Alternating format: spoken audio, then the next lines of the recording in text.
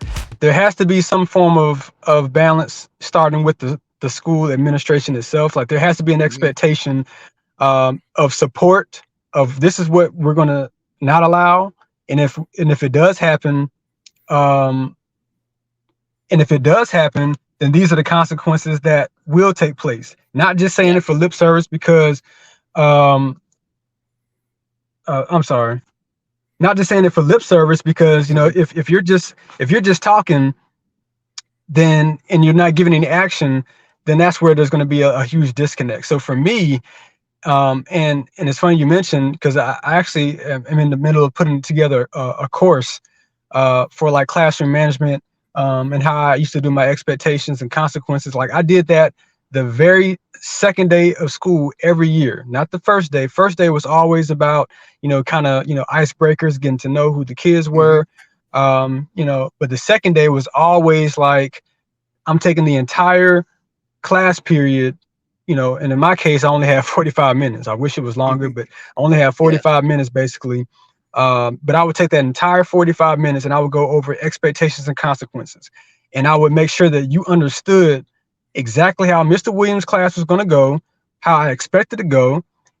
So you would have to have a PowerPoint. So you would have to write it down. You would hear me go over it, and then you would be assessed on it. So I had a quiz that you had to take probably like the next week. So that was 3 methods of delivery that I would tell them. So it's your choice whether or not you would choose to not meet the expectations, because there would be consequences that came with that. And they knew what the expectations were because they wrote all the expectations down. They knew what the consequences were because they wrote down all the consequences. So that's where the structure and the balance came on my end. But it also had to be on the administrative side as well, which, some schools have really good administration where, they back the teachers 100%. And then sometimes you have, and I've been unfortunately in that case where the administration is not as strong, and they kind of, cave a little bit to what the district and what the parents, the threat of the parents and all that type of stuff. I didn't care about any of that. I'm like, look, this is my classroom. This is how it is. And I'll tell you what, not to say that I didn't care, in that, because I had it so ironclad that it's like, look, you know what to expect. So, and that also goes back to the whole safe thing that I was telling you about. Like there would be so many students, I'm talking about so many students that they would come in my classroom and they would just thank me, because they would come from one classroom where, kids are just moving about however they felt, it's loud, and they come in my classroom and it's like, it's so relaxed, it's calm, it's quiet.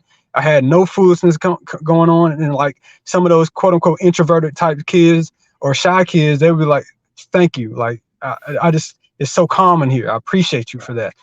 So a lot of it falls on the teacher itself, but there's also a huge part and portion that falls on the administration to make sure that if you do have issues where there's a lack of structure somewhere on the students side, that that's where it can't penetrate the administration. Once it penetrates the administration and the students feel like, oh, well, shoot, my parent can complain, then it's you have this, it's nothing much that you can really do. And I feel like there's so many different teachers that have that type of complaint where the school that they teach at, and it just makes it very difficult to teach.